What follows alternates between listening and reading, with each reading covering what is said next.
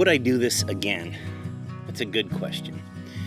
I know we've got quite a few new subscribers here. If you're new, welcome. A lot of you come back every week. I really appreciate that. I guess to recap here, we're in southeastern Kentucky and we're building cabins to rent out. This is a business for me, kind of my investment, retirement, if you will. Eventually, we'll have a bunch of cabins here and this will be my life, is taking care of them. And I can't wait.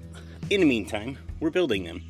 And this one in particular, this is the tin cantina I built in my shop back home in Illinois. Just wanted something to do between trips that we could work on. Thought this would be a great idea. I kind of set it up in the middle of my shop on some cinder blocks with steel beams, framed the deck in two big sections, and then the walls all to come apart. We actually framed the entire roof and put that together. When we got it 100% framed, we decided that we would take it apart.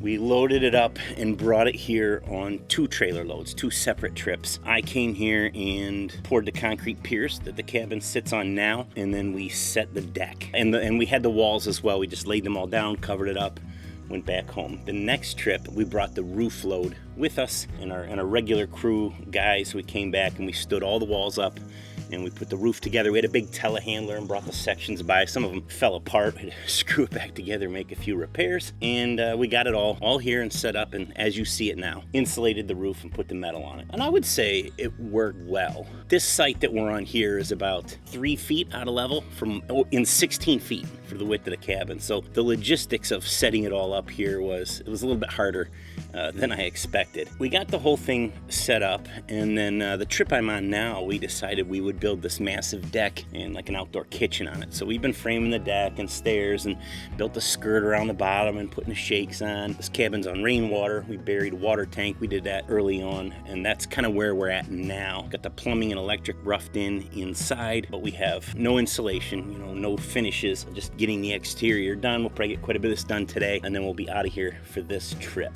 I would say, we had 2 trips into getting this cabin under roof with the water tank buried, and it was great. We did an efficient job of it because everything was already together. What we've been debating is, could I have just framed it from scratch in the same amount of time? And I think it was a little bit faster, a little sketchier. Big equipment, panels, and definitely transporting the entire thing together down 500 miles each way on a trailer was an undertaking, and it was fun. It was a fun experience, something unusual you don't see every day, and I did get to work on it at home. I don't think that I saved any time.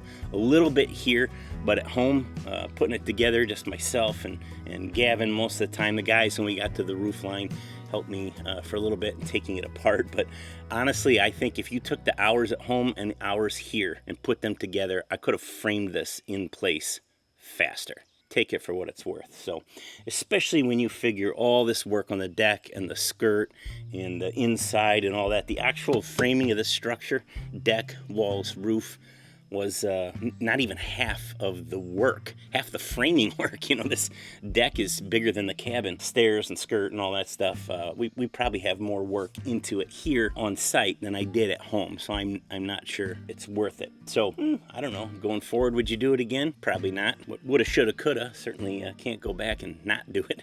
We're gonna frame this outdoor kitchen, the cantina area I keep calling. It'll be a kind of a one-sided shed roof.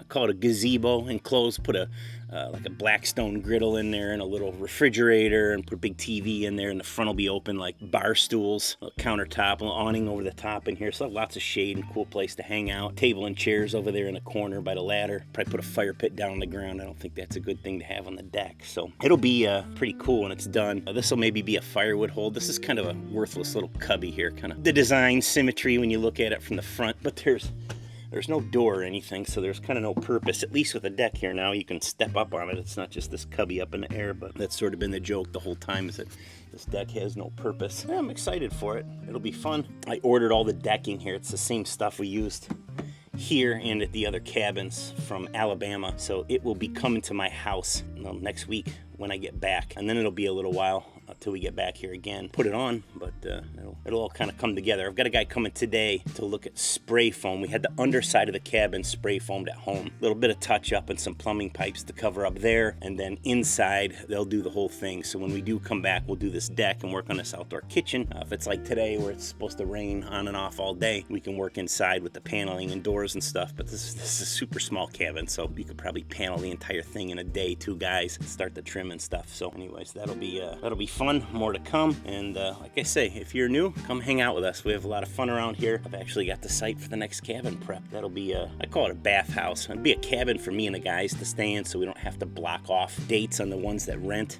You could do things like leave a freezer in there with some of your food, you know, condiments, things like that you don't want to bring with every time. We could kind of have a place for us. Guys can leave a toothbrush here if they want and whatever, but it will have 2 bathrooms and a laundry facility attached to it with separate entrance. So some of these cabins, like this one, won't have a washer and dryer.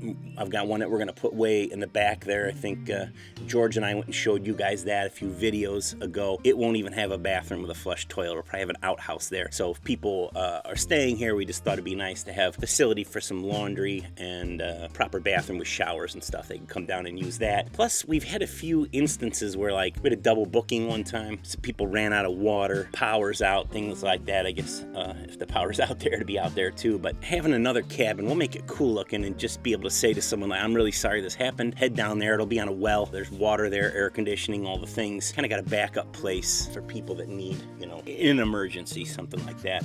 I have a lot of friends that, hey, we're passing through. Can we have the cabin for a night? And a lot of them are willing to pay some of them a favor or whatever, you let them go. But definitely wouldn't have to feel bad about it if it was one you didn't rent and just said, yeah, you know, just crash in there, bring your own bedding, wash it when you're done. People don't mind that, and then we're not having to pay people to clean. And the biggest thing is miss the opportunity cost when you can't rent it because you got it blocked off for something else. But anyways, I'm rambling. Hope you got caught up to speed here. We're gonna get cranking on this one as soon as I'm back in action from a new knee. I know this is probably the 4th video where I've been talking about it, but it's happening. So I'll probably give you guys an update somewhere in there when I'm sitting on the couch feeling sorry for myself. Hopefully we'll see you there. Thanks for watching.